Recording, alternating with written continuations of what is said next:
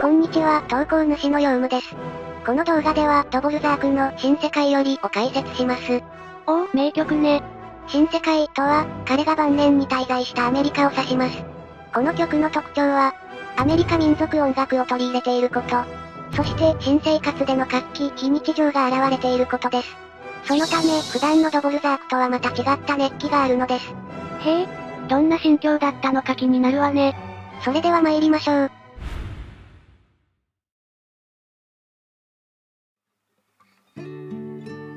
まずは、ドボルザークの人物像を紹介しましょう。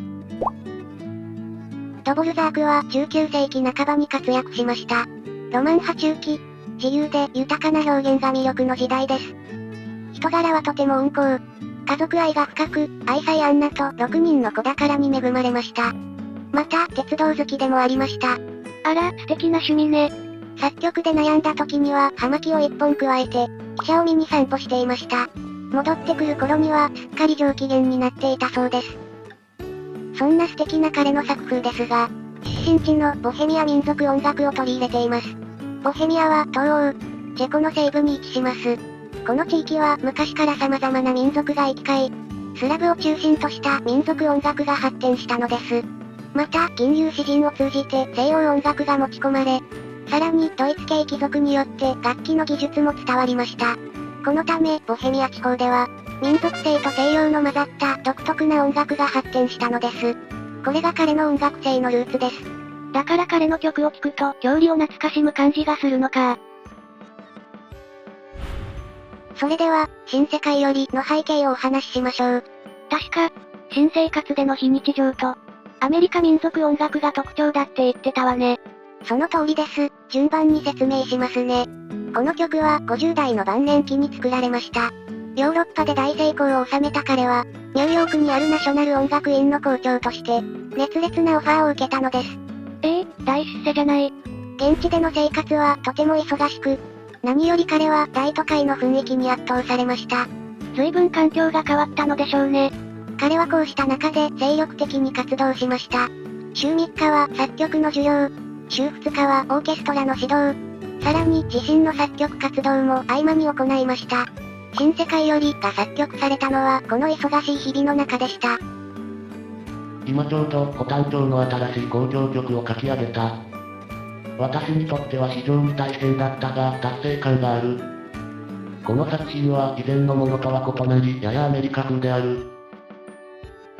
実際この曲はそれまでの素朴な作風と違って、とても情熱的で生き生きとした作品です。アメリカでの人生が曲に反映されているのかもね。もう一つ紹介したいのがアメリカ民族音楽の影響です。幸い、ナショナル音楽院では人種差別が少なく、彼は黒人やアメリカインディアンと接することができました。その中で黒人霊歌のメロディーや、インディアンの民族音楽に心を奪われたのです。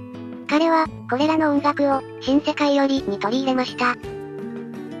最後のシンフォニーのためにアメリカでモチーフを集めた。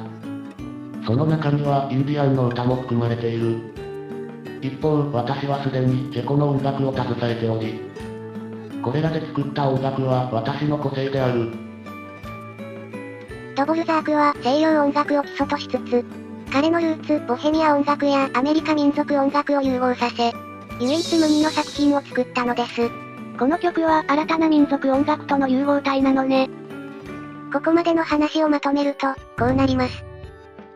アメリカでの体験を元にした、独特の熱気、郷愁感のある素敵な曲なのです。そっか。この曲は名作だけれど、ある意味普段の彼とは違う曲なのね。それでは実際の曲を聴いてみましょう。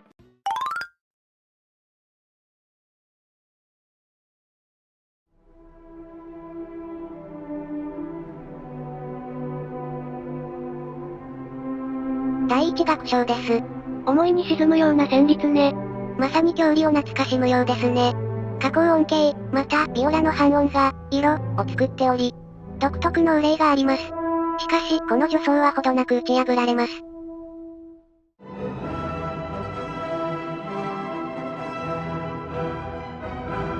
すごく力強い。熱気に満ちた主語です。この2小節のリズムが全体を支配しています。一つの主題を執拗に繰り返すことで、パワー、ある意味でしつこさを感じられるのです。ベートーベンの、運命、みたいね。途中には幽霊な主題もありますが、全体ではやはり荒々しい楽章です。異国の波に揉まれるかのようね。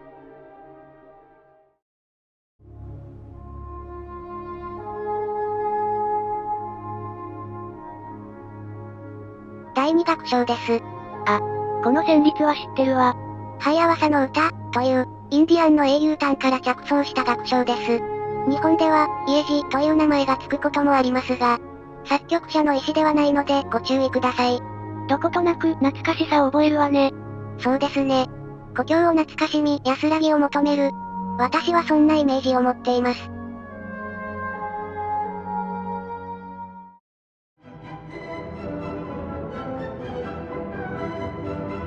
第3楽章。すごく激しい。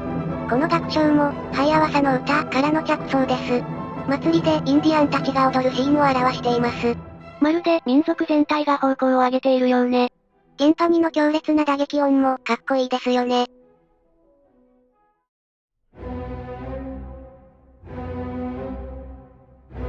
第4楽章。一番有名なところね。力強さが楽しめる楽章です。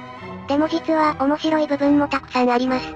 この始まりですが、ドボルザークの愛した SL の音という説があります。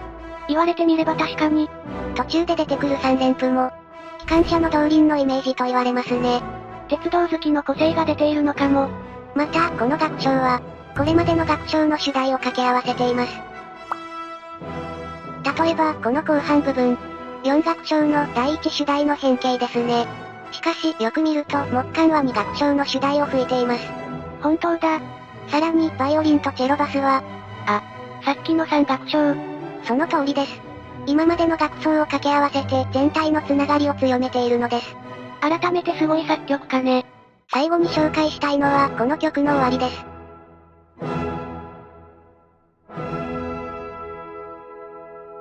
小さくなってる？そうです。何を思ったか最後はディミニュエンドで終わるのです。この真意は彼も明らかにしておらず、受け手の想像に委ねられています。ヨウム、この曲は弾いたことがあるの？学生時代に何回かあります。難易度としてはどうなの？これまでに紹介した中だとやや難しい方です。ドボルザーク最後の交響曲ということもあって、音程の幅が広く、リズムも変則的です。特に3楽章はオケ慣れしていないと苦労するかもしれません。イヤホンなどで曲を流しながら自主練するのがおすすめです。ただ、難易度以上に弾いていて楽しい曲です。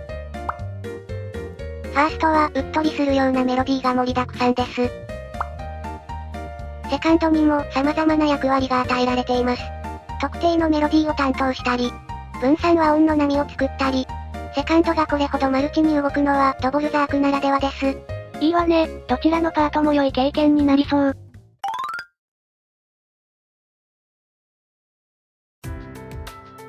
というわけでエンディングです。アメリカでの様々な体験が詰まった曲なのね。そうですね。余談ですが、彼はこの交響曲を作った後、スピルビルという景勝地で長い休暇を取りました。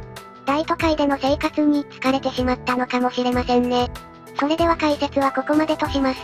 別の動画を作った時はまた見ていただけると嬉しいです。今回のより詳しい内容はブログに載せています。興味があれば概要欄からご覧ください。最後までご視聴ありがとうございました。